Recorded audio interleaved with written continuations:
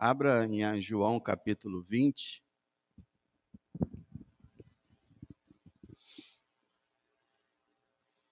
João capítulo 20.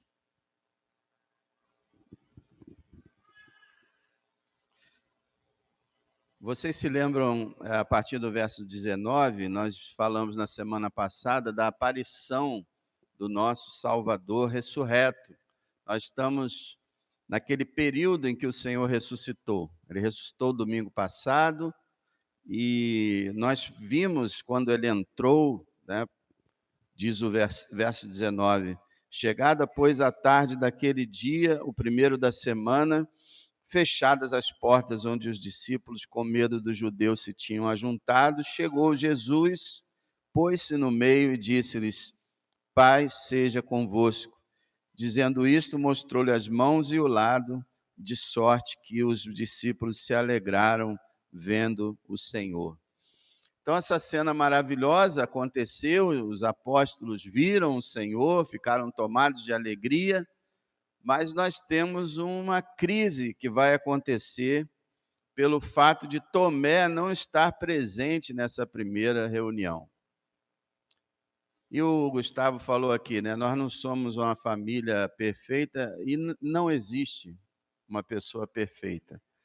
No próprio colégio apostólico, a gente vai ver todos os discípulos, com exceção de João, fugirem aliás, até ele fugiu, mas depois ele voltou. Quando o Senhor foi preso, nós vemos isso. E a gente vê Judas traindo Jesus e perecendo, né? Se suicidando, indo para a condenação. Ele que nunca havia se convertido. Mas nós vemos também Pedro, o grande líder dos apóstolos, negando o Senhor por medo de morrer. Vemos essa falha grave na vida de Pedro. E vamos ver também outra falha grave na vida de Tomé. Então, nós precisamos falar sobre esse assunto, que é a incredulidade. Assim como a fé salva, a incredulidade mata. E a incredulidade é a maioria da humanidade. Raras são as pessoas que têm realmente a fé genuína. Comparado com um todo, talvez menos de 5%. O mundo é tomado de incredulidade desde que o diabo apareceu no jardim para convencer o ser humano de que Deus estava mentindo, que Deus os estava enganando, e Deus estava agindo para que eles não tivessem plena felicidade. E eles acreditaram na palavra do diabo, ouviram a ele, seguiram-no, e com isso se tornaram incrédulos. Incrédulos, aqueles que não creem. Vamos ver a situação aqui de Tomé, lembrando que Tomé representa a maior parte da humanidade. Agora, o mais grave em Tomé é que ele era um crente, gente. Todos os apóstolos, excetuando Judas, eles tinham visto a glória do Senhor, eles eram convertidos. Tomé era cristão. Tomé era um crente. O que é um crente? Aquele que exerce fé. Mas Tomé, o crente, começa a pensar e agir como se fosse incrédulo. Isso mostra para a gente que, infelizmente, qualquer crente pode ser tomado de incredulidade. Porém, se ele é um crente verdadeiro, ele vai sair desse estado e voltar à fé, que é o que vai acontecer com Tomé, mas para isso precisou o Senhor aparecer para ele. Vamos ver a questão. Tomé era um dos 12. O verso 24 nos fala que o Senhor vai voltar a visitar os apóstolos da mesma forma, atravessando as paredes ali, entrando no meio do cenáculo, dizendo: paz seja convosco. E o interessante, ele aparece no outro primeiro dia da semana. O Senhor claramente quis estabelecer uma mudança do sábado para o domingo. Ele ressuscita no primeiro dia da semana, o dia seguinte ao sábado. Então, ele aparece uma segunda vez aos apóstolos. Adivinha qual dia? Primeiro dia da semana. Isso não é por acaso, irmãos. Tinha 7 dias para ele aparecer. Podia aparecer segunda, terça, quarta, quinta, sexta, sábado. Não. No primeiro dia da semana. E o interessante que eu fiquei pensando, eles estavam reunidos, todos os apóstolos reunidos no primeiro dia da semana, naquele lugar, o cenáculo. Será que eles ficaram reunidos todos os dias da semana? Provavelmente os apóstolos pensaram, ele veio no primeiro dia da semana. Pode ser que ele apareça no segundo primeiro dia da semana. Quem sabe? O fato é que no primeiro dia da semana estava lá a igreja reunida. E realmente o Senhor aparece pela segunda vez. Nós vamos ver então que Tomé fazia parte de um dos 12, verso 24. Ora, Tomé, um dos 12, um dos apóstolos, um daqueles que andou com Cristo e viu seus milagres, ouviu suas orações, teve uma experiência gloriosa com o Senhor. Um dos 12. Agora, o grande problema, ele não estava reunido com os 12.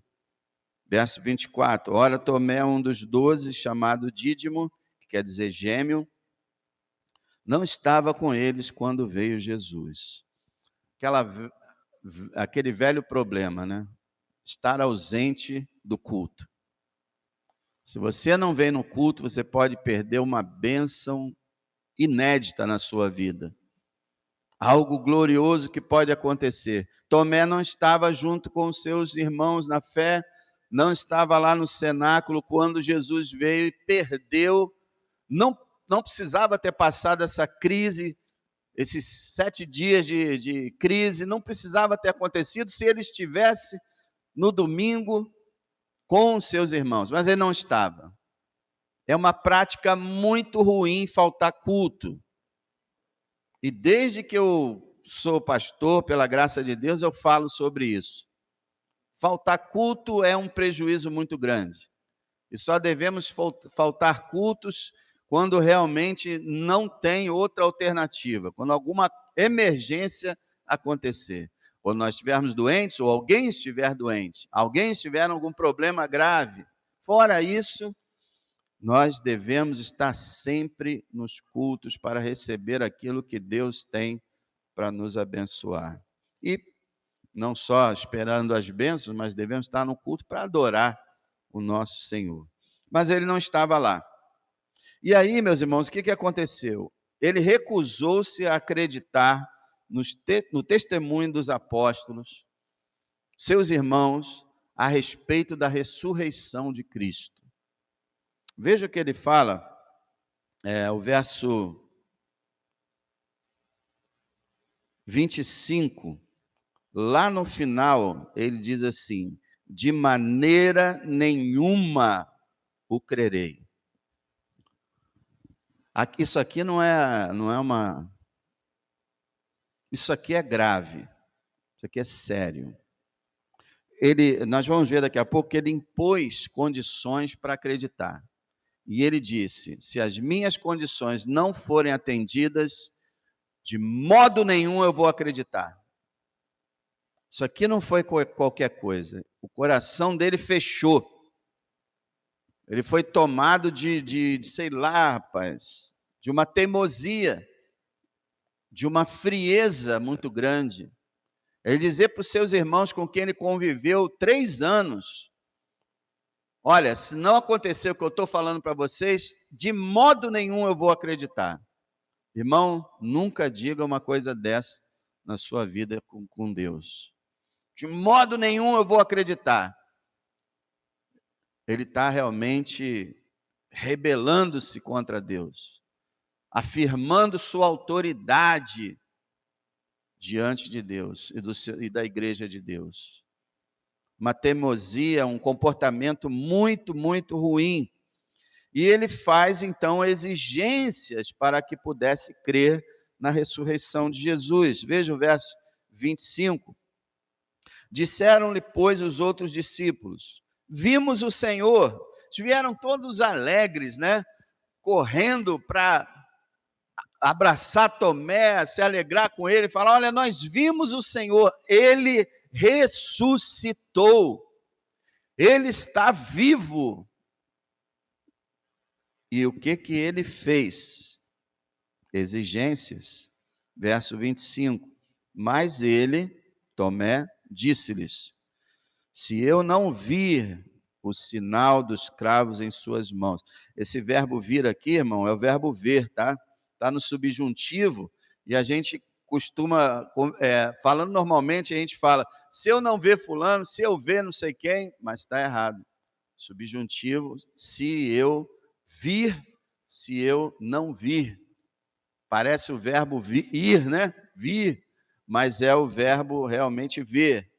Então, se eu não puser os olhos, né, no sinal dos cravos em suas mãos, e não puser o dedo no lugar dos cravos, e não puser a minha mão no lado, de maneira nenhuma eu crerei.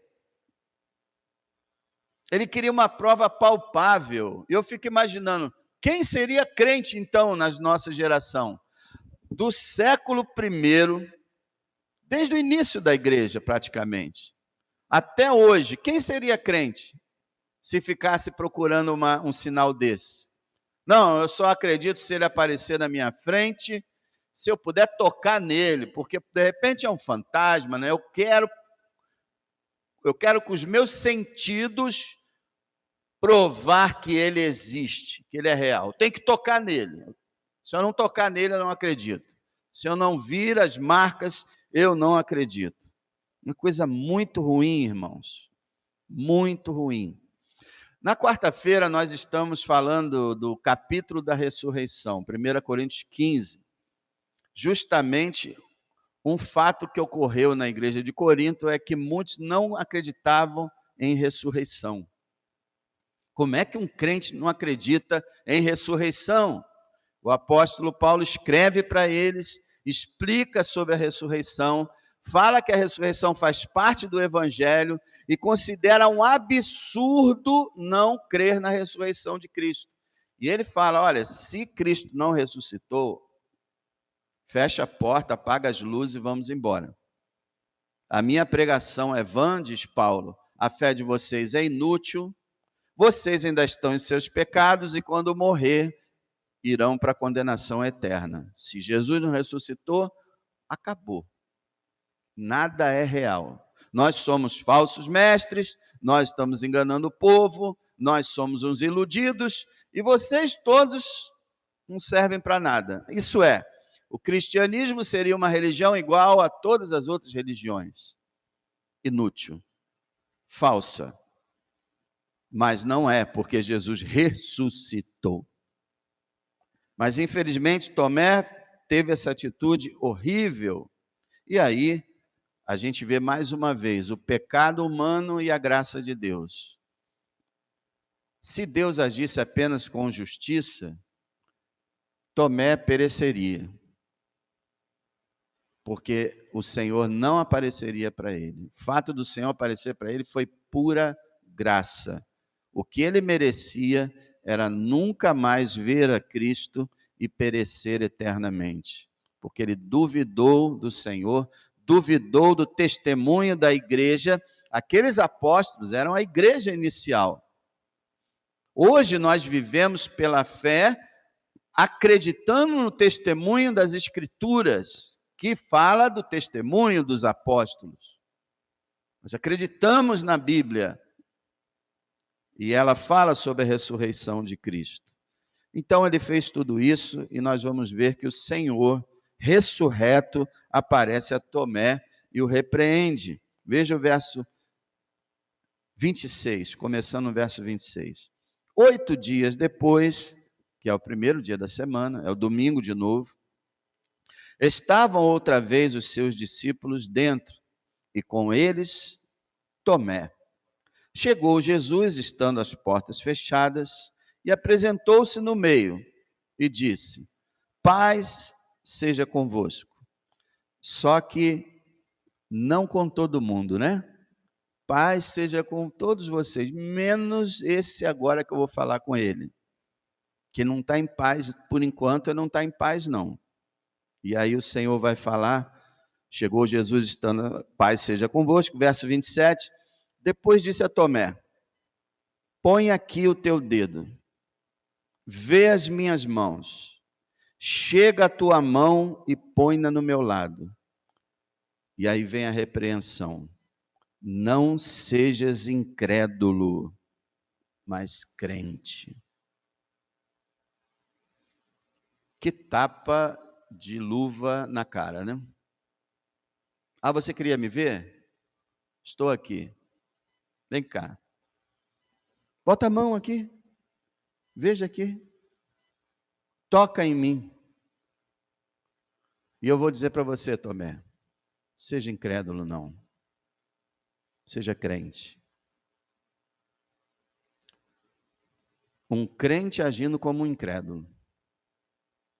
Creia em mim. Creia na minha salvação, creia na minha redenção, creia na minha ressurreição.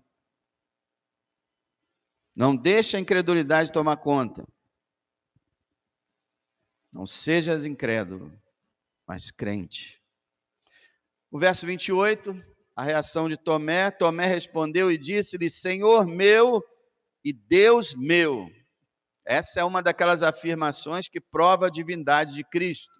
Tem dezenas dessas passagens que provam a divindade de Cristo, mas essa é uma delas. Talvez o texto não fala, mas talvez Tomé tenha caído de joelhos.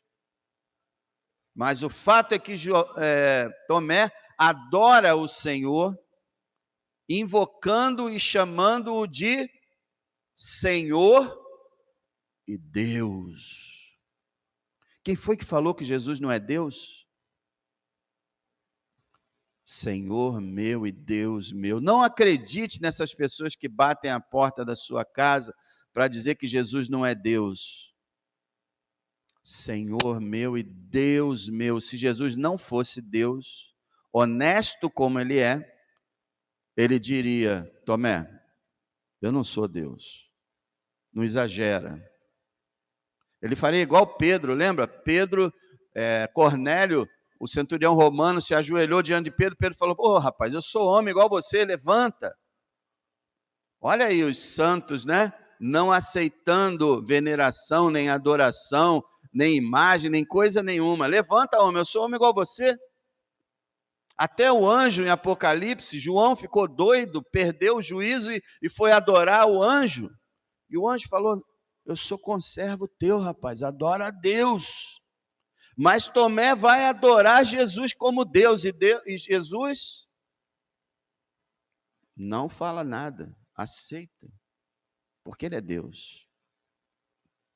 Impressionante, mas ele não vai falar sobre isso Tomé fez certo. Agora o problema é qual é a motivação daquilo que a gente faz. Verso 29, disse-lhe Jesus, mais uma repreensão, irmãos, porque me viste, Tomé, creste, bem-aventurados os que não viram e creram. Nossa. Primeiro, não seja incrédulo, mas crente. Agora, olha, Tomé, deixa eu te falar uma coisa. Você me adorou, não foi? É porque você me viu. Se você não me visse, você não ia me adorar. E feliz é aquele que não me vê e crê. Que coisa maravilhosa. O Senhor repreende Tomé e o Senhor aqui, ele indica o caminho da salvação. Verso 29, segunda parte, bem-aventurados os que não viram e creram, que é toda a igreja depois da ascensão de Cristo. Todos que se converteram sem verem a Cristo. Creram nele. Bem-aventurado, o caminho da salvação é esse, crer no Jesus que eles não veem. crer para ver. Tomé era ver para crer. O caminho de Deus é crer para ver. Eu não disse a você, Marta, que se creres verás a glória de Deus? Disse o Senhor antes de ressuscitar Lázaro. Se você crer, você verá a glória de Deus. Se você crer, permanecer crendo, você verá a glória de Deus lá em cima. Verá a glória de Deus quando seu filho retornar. Quem crer verá a glória de Deus. O caso de Tomé, irmão, foi registrado para que você não seja outro Tomé. É um alerta. Um alerta para nós. Irmãos, a nossa fé sofre muitos ataques. Nós passamos por batalhas diárias. O nosso mundo rejeita o nosso Salvador. O mundo diz que Jesus não ressuscitou. O mundo diz que Jesus morreu, como todos os outros fundadores de religião, e que a ressurreição foi uma fábula inventada pelos apóstolos. O mundo despreza a Escritura, despreza o Evangelho. E quem tem muito contato com o mundo, vê isso quase todos os dias. Pessoas zombando, pessoas querendo provas, pessoas questionando Deus, questionando a fé, questionando tudo. Eu faço uma pergunta para você: você é crente ou incrédulo? Você crê que Jesus Cristo ressuscitou? Ou acredita que foi uma lenda? Na verdade, ele está morto. Seja crente. Todos vocês que estão aqui, o Senhor Jesus fala o que ele falou para Tomé, ele fala para você e para mim. Seja crente. Creia no testemunho das Escrituras acerca do Senhor Jesus Cristo. Esse livro que você tem nas mãos também é atacado, é zombado, é ridicularizado. Dizem que tem um monte de fábulas de pessoas que inventaram coisas. Creia nas Escrituras, tenha contato diário com ela, se alimente com a Bíblia, e a sua fé será fortalecida, e você dirá para o mundo: ó mundo, você está louco, rejeitando a Cristo. Mas se você tiver pouco contato com a Escritura, Satanás vai conseguir minar a sua fé, pelo menos uma certa quantidade. Você vai ficar algumas vezes como Tomé. Será que é assim mesmo? Será que é verdade? Agora, todo dia, milhares falam na internet: não, mas não existe inferno. Como é que um Deus de amor vai lançar almas no inferno? Isso não existe. Mas a Bíblia afirma que existe. É real. Qualquer pessoa que fizer o bem, for honesta e decente, vai para o céu. Não, não. O Evangelho fala que só vai para o céu quem confiar em Jesus Cristo como seu Senhor e Salvador. Mas eu não aceito isso. Bom, eu sei que não aceita. As pessoas, os homens e mulheres não aceitam, mas é a verdade. É a verdade de Cristo. Seja crente, creia sem ver, algumas vezes até sem entender, mas acredite, confie em Jesus. Lembra de manhã o que aqueles homens falaram sobre Cristo? Ele faz tudo bem. Ele é perfeito. Ele é digno da confiança. Creia que Jesus é o Messias, o Deus homem, o Salvador, o mediador. Creia que Ele pode lhe dar a vida eterna. A palavra está coberta de textos bíblicos que falam, por exemplo, na verdade vos digo, quem ouve a minha palavra e crê naquele que me enviou, tem a vida eterna. Não entrará em condenação, mas passou da morte para a vida. E se você puder, eu gostaria que você abrisse em Romanos capítulo 10, verso 9. Se você tiver alguma Bíblia ou desejar, Se alguém quiser compartilhar com alguém que não tem aí, compartilha. Romanos 10, verso 9. Eu quero dizer para vocês que a igreja funciona pela verdade da Escritura. Ela se baseia na palavra de Deus, a Bíblia, que traz a verdade de Deus. Veja o que a Bíblia fala. Paulo fala no verso 8, esta é a palavra da fé que pregamos. E aí, verso 9, a saber. Quer dizer, qual é a palavra da fé? Ele diz, se com a tua boca confessares ao Senhor Jesus, e em teu coração creres que Deus o ressuscitou dos mortos, serás salvo. Quer ser salvo? O apóstolo, inspirado por Deus, está dizendo aqui, ó, a tua boca precisa confessar Jesus como Senhor. É isso que significa confessar ao Senhor Jesus. É confessar com a boca, Jesus Cristo é o Senhor. Ele é Deus, soberano, líder máximo e único máximo, líder único da igreja, o Senhor. E quando a gente fala Jesus Cristo é o Senhor, a gente passa para falar Jesus Cristo é o meu Senhor. Ele tem direito sobre a minha vida, Ele manda em mim. Ele é o meu líder e não tenho outro. A tua boca precisa confessar isso. A Bíblia deixa claro que nós não podemos nos envergonhar de Cristo. Jesus falou, aquele que se envergonhar de mim, das minhas palavras, eu também me envergonharei dele quando vier na glória com os santos anjos. Se você tem vergonha de dizer que Jesus é o Senhor, infelizmente você está num estado de perdição. Você precisa ter aquela fé ousada, aquela fé que diz, não, podem falar o que quiser, Jesus Cristo é o Senhor. E o meu Senhor, o Senhor Jesus é o meu pastor, nada me faltará. Você precisa ter essa ousadia, e a igreja está do jeito que está, o mundo está do jeito que está, porque a igreja se tornou covarde.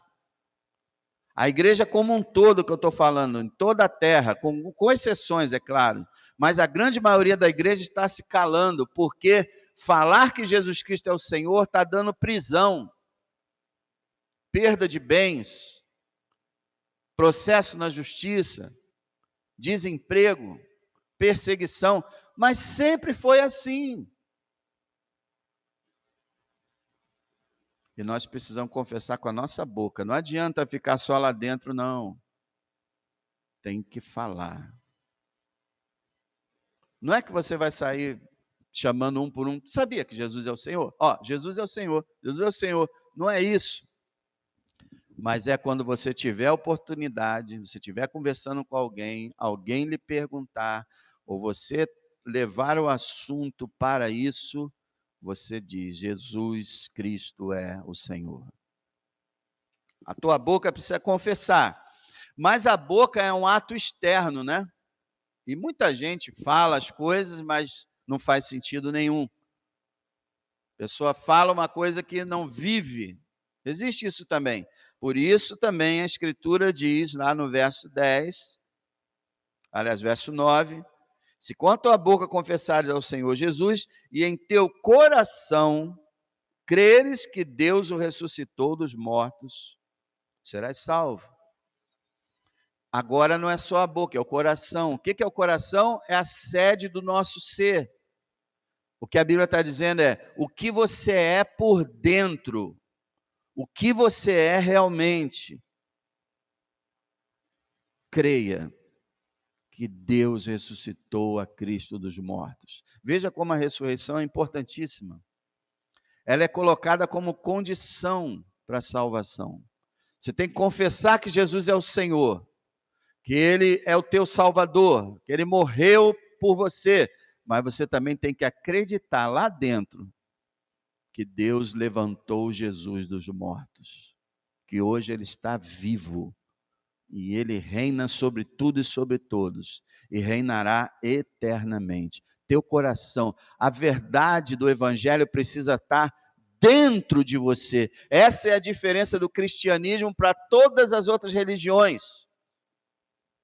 A fé cristã fala de algo que tem que estar dentro da sua alma, dentro da sua mente, dentro do seu coração. Não adianta estar por fora apenas. Cristo transforma as pessoas por dentro. Por dentro. Então ele diz, se você confessar que ele é o Senhor, no teu coração você crê que Deus o ressuscitou dos mortos, você será salvo. Então você precisa, para não enfrentar a ira futura de Deus, crer em Jesus. Para não ser condenado no julgamento final, confiar em Cristo. Para que você obtenha perdão, é só através do sangue de Cristo. Você tem que confiar em Jesus. Não é por obras, não é por esforço, não é por mérito, não é por pagamento de dinheiro algum, nem por sacrifício, nem por lágrimas, mas pela confiança em Cristo. Só isso. E quando uma pessoa crê, a fé é uma coisa totalmente diferente do que as pessoas pensam. As pessoas, elas têm tanta autojustiça que elas dizem, é para ter fé? Muito bem, eu tenho, acabou. Agora eu creio, acabou. Eu tenho muita fé, eu sou uma pessoa que tem muita fé. Desde criancinha eu tenho muita fé. Já está a pessoa se exaltando sua própria fé. Mas o que é a fé? A fé não é uma obra, a fé não é mérito, a fé não se exalta. O que a fé faz? João 3 fala que assim como a serpente foi levantada no deserto, Jesus foi levantado na cruz do Calvário para todo aquele que olhar para ele com fé, seja salvo. A fé olha para fora, entende? Todas as religiões mandam você olhar para dentro de você, para buscar o Deus que está em você, para buscar o melhor de você. A fé cristã fala, olha para fora, porque dentro de você tem pecado, tem maldade. Olha para fora de você, isso é fé. Olhar para fora, mas olhar para quem? Para Cristo. Cristo crucificado, Cristo ressurreto, Cristo voltando em glória, Cristo exaltado à destra do Pai. É isso que você precisa acreditar. Olhar para Jesus, apenas isso. Não é obra, não é mérito. Apenas a fé. Reconheça hoje que você é pecador e que Jesus veio ao mundo salvar pecadores por meio do seu sangue. Que Deus amou você de tal maneira que Ele deu o seu Filho, para você não perecer, mas ter a vida eterna. Acredite em Jesus, confie nele, creia que Ele é real, que Ele está vivo, que Ele está presente. Onde está Jesus agora? Já pensou se o incrédulo chegar para você no meio da rua e falar, vem cá, você crê em Jesus? Creio. Onde é que Ele está agora? Já pensou se você não souber responder? Onde Ele está? Não sei, eu vou pensar. Deixa eu dizer para você onde Ele está. Eu sei que você sabe.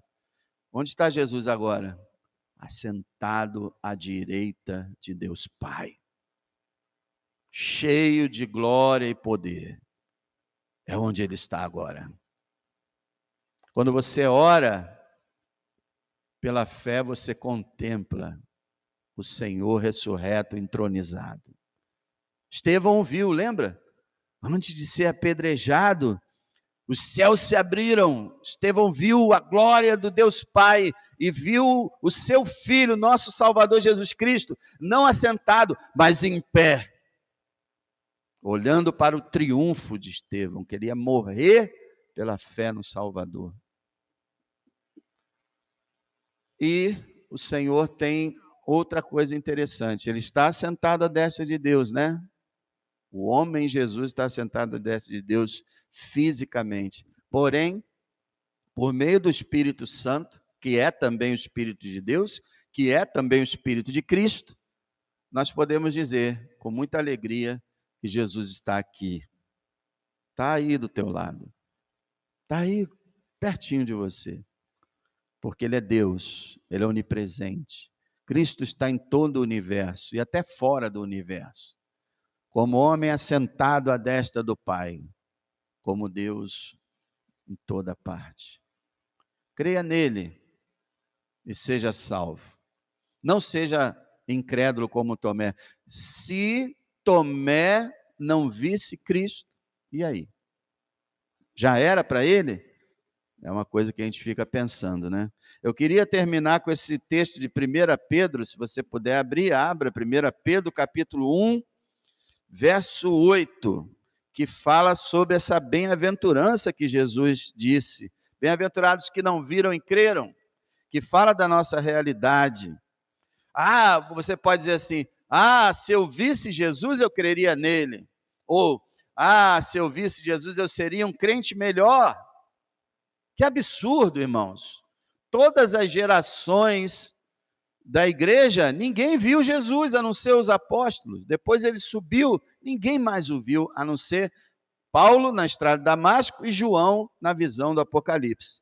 1 Pedro capítulo 1, verso 8, falando sobre a revelação de Jesus Cristo, o verso 8, Pedro escreve assim, ao qual, a esse Jesus, não o havendo visto, a mais, no qual, não o vendo agora, mas crendo, vos alegrais com gozo inefável e glorioso. Inefável quer dizer indescritível. Meus irmãos, aqui Pedro está falando de cristãos que estavam cheios de alegria, cristãos que estavam cheios de amor, que amavam o Senhor Jesus intensamente, que se alegravam com Ele de uma maneira que não dava para explicar, e eles nunca tinham visto o Senhor. Assim como nós. E Pedro se admira, porque Pedro viveu 3 anos com Jesus. Pedro viu Jesus fazendo de tudo. Todo o bem que ele fez, Pedro viu. Mas agora ele encontrava com pessoas que jamais viram Jesus, mas que tinham Jesus como real em suas vidas. Então, não faça como Tomé. Não diga assim, eu só acredito se ele fizer isso, isso, isso. Se ele responder minha oração assim, assim, assim. Se tiver algum sinal, eu vou acreditar nele. Não. Acredite. Ele vive, ele reina, ele é real, ele nunca vai morrer, ele é eterno, ele é mais real do que eu e você. Nós vamos virar pó, ele não. Ele é o Senhor, ele é Deus. Apenas creia e não fique esperando ver nessa dimensão da vida. Quando nós partirmos para o céu, aí veremos ele. Quando ele vier, o veremos também, e o veremos para sempre. Mas aqui nessa terra, não procure ver, procure crer. E guarda essa lição de Pedro. Se tinha pessoas se alegrando gloriosamente, sem ver Jesus, eu posso ser assim. Você pode ser assim. Não dependemos de ver Jesus para termos uma grande fé e um grande amor por Ele. Sabe por quê? Porque Jesus está dentro de nós, pelo seu Espírito. Ele está com a gente. Creia, confie, seja salvo. Creia, confie, persevere na salvação.